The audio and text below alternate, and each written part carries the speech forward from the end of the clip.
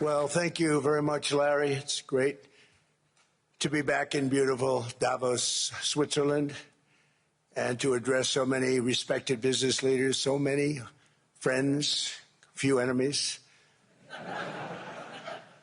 Yesterday marked the one-year anniversary of my inauguration, and today, after 12 months back in the White House, our economy is booming, growth is exploding, productivity is surging, investment is soaring, incomes are rising,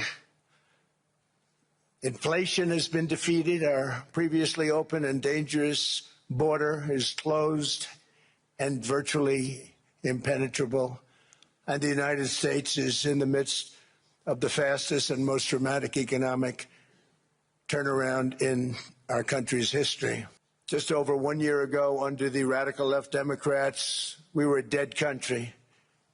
Now we are the hottest country anywhere in the world. In fact, the United States economy is on pace to grow at double the rate that was projected by the IMF just last April. And with my growth and tariff policies, it should be much higher. I really believe we can be much higher than that. And this is all great news, and it's great for all nations. The USA is the economic engine on the planet, and when America booms, the entire world booms. It's been the history. When it goes bad, it goes bad. You all follow us down, and you follow us up, and we're at a point that I don't believe we've ever been. I never thought we could do it this quickly. My biggest surprise is I thought it would take more than a year. Maybe like a year and 1 month. In the process, we've made historic trade deals with partners covering 40% of all U.S. trade. Some of the greatest companies and countries in the world. We have countries as our partner, too. The European nations, Japan, South Korea. They're our partners. They've gone into massive deals with us, especially on oil and gas. And these agreements raise growth and cause stock markets to boom, not only in the U.S., but virtually every country that came to make a deal, because, as you've learned, when the United States goes up, you follow. Under my leadership, U.S. natural gas production is at an all-time high by far. U.S. oil production is up by 730,000 barrels a day, and last week we picked up 50 million barrels from Venezuela alone. Venezuela has been an amazing place for so many years, but then they went bad with their policies. 20 years ago, it was a great country, and now it's got problems, but we're helping them. And those 50 million barrels, we're going to be splitting up with them, and they'll be making more money. They've made it a long time. Venezuela is going to do fantastically well. We appreciate all of the cooperation we've been giving. We've been giving great cooperation. Once the attack ended, and they said, let's make a deal. But Venezuela is going to make more money in the next 6 months than they've made in the last 20 years. Every major oil company is coming in with us. It's amazing. It's a beautiful thing to see. The leadership of the country has been very good. They've been very, very smart. The price of gasoline is now below $2.50 a gallon in many states, $2.30 a gallon in most states. Then we'll soon be averaging less than $2 a gallon. In many places, it's already down even lower, $1.95 a gallon. Numerous states are at $1.99, numbers that nobody has heard for years. Actually, since my last administration, we got it down to around those numbers. I want Europe to do great. I want UK to do great. They're sitting on one of the greatest energy sources in the world, and they don't use it. In fact, their electricity prices have soared 139%. There are windmills all over Europe. There are windmills all over the place, and they are losers. One thing I've noticed is that the more windmills a country has, the more money that country loses and the worse that country is doing. I am derived from Europe, Scotland and Germany. 100% Scotland, my mother, 100% German, my father. And we believe deeply in the bonds we share with Europe as a civilization. I want to see it do great.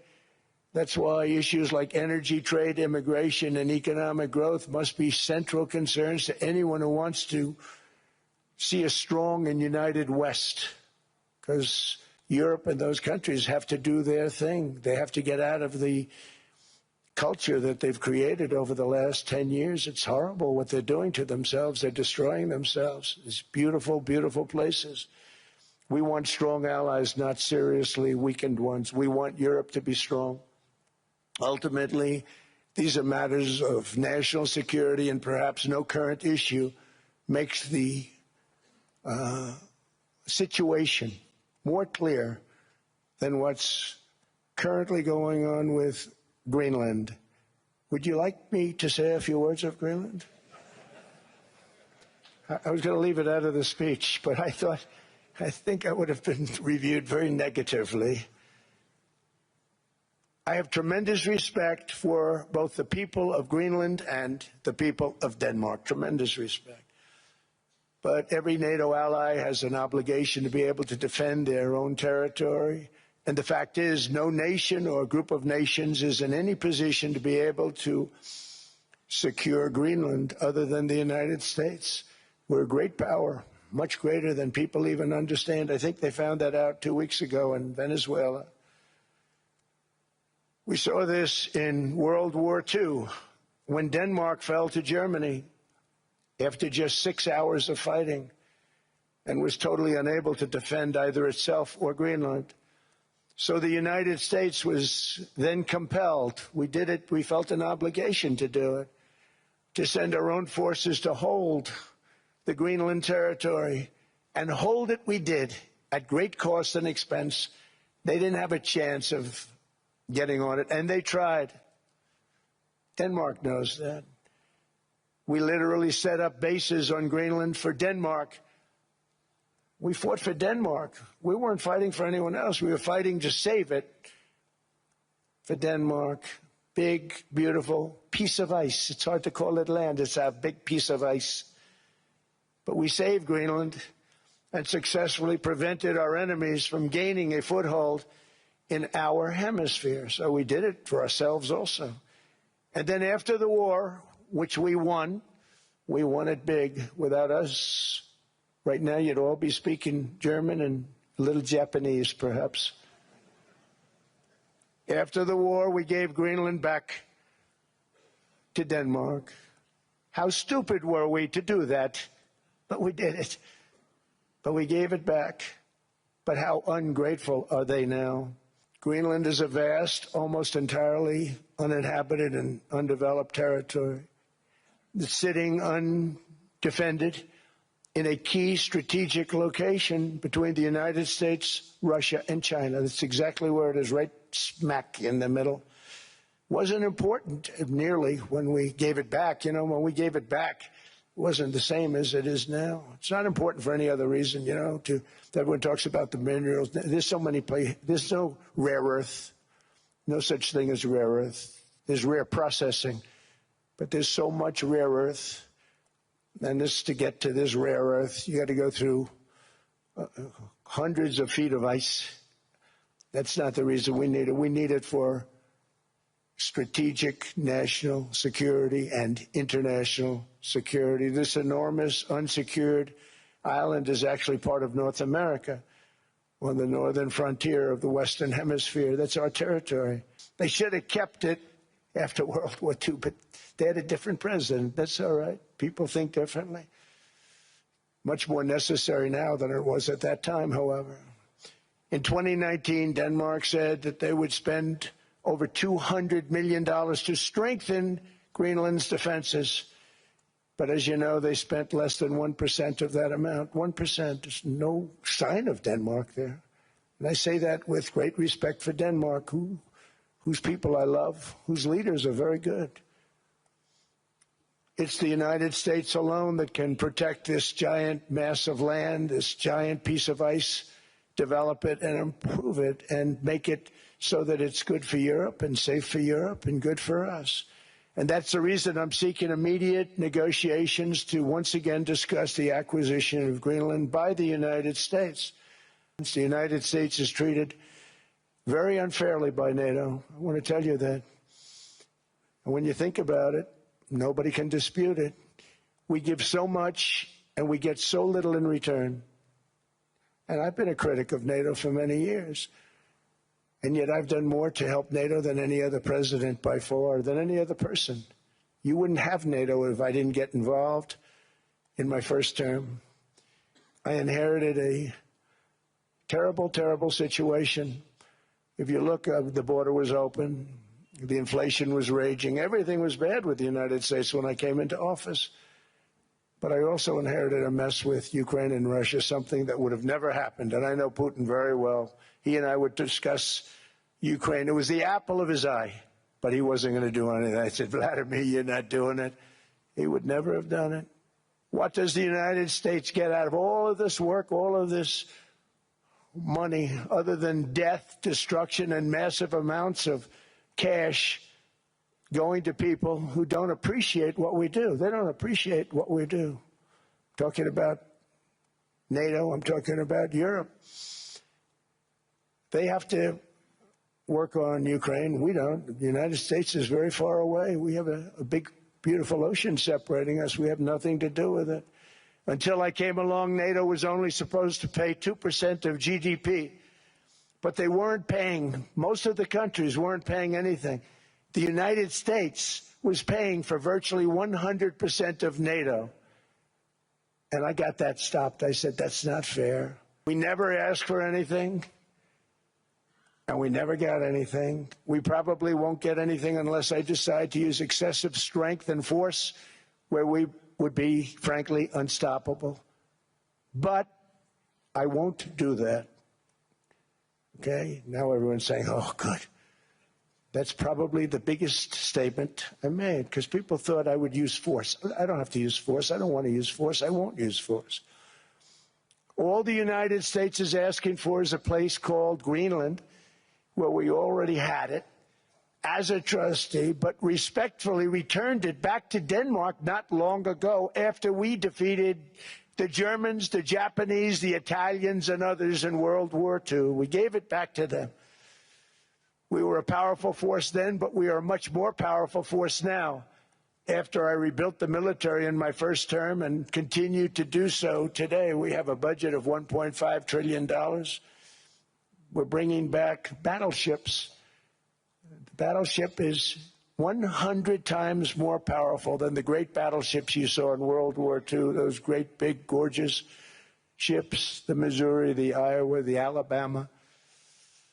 Because I thought maybe we could take them out of mothballs. They said, no, sir, these ships are 100, think of that, 100 times more powerful than those big, magnificent pieces of art that you saw so many times ago, that you still see on television. You say, wow, what a force. 100 times, each ship 100 times more powerful than the big battleships of the past. We're building a Golden Dome that's going to, just by its very nature, going to be defending Canada. Canada gets a lot of freebies from us, by the way. They should be grateful also, but they're not. I watched your Prime Minister yesterday. He wasn't so grateful. But they should be grateful to us. Canada lives because of the United States. Remember that, Mark, the next time you make your statements. What we did for Israel was amazing, but that's nothing compared to what we have planned for the United States, Canada, and the rest of the world. We are going to build a dome like no other. We did it for Israel. And by the way, I told Bibi, stop taking credit for the dome. That's our technology. That's our stuff. I want to stop it. It's a horrible war. It's the worst since World War II. They keep going. They'll exceed World War II. The numbers are staggering, how many people they've lost. They don't want to talk about it. Ukraine and Russia lost just tremendous amounts. And I'm dealing with President Putin, and he wants to make a deal, I believe. I'm dealing with President Zelensky, and I think he wants to make a deal. I'm meeting him today. He might be in the audience right now. But they got to get that war stopped because too many people are dying, needlessly dying. Too many souls are being lost. It's the only reason I'm interested in doing it. But in doing it, I'm helping Europe, I'm helping NATO, and I've until the last few days when I told them about Iceland, they loved me. They called me daddy, right, last time. A very smart man said, he's our daddy. He's running it. I was like running it. I went from running it to being a terrible human being. So we want a piece of ice for world protection, and they won't give it. We've never asked for anything else, and we could have kept that piece of land, and we didn't. So they have a choice. You can say yes, and we will be very appreciative, or you can say no, and we will remember. Emmanuel Macron, I watched him yesterday with those beautiful sunglasses. What the hell happened? But I watched him sort of be tough. And I said, Emmanuel, you're going to have to lift the price of that pill to $20, maybe $30. Think of that. That means it's a doubling. No, no, no, Donald, I will not do that. I said, yes, you will, 100%. I said, Emmanuel, you've been taking advantage of the United States for 30 years with prescription drugs. You really should do it. The answer is you're going to do it. You're going to do it fast. And if you don't, I'm putting a 25% tariff on everything that you sell into the United States and a 100% tariff on your wines and champagnes. And that's about 10 times more than what I'm requesting.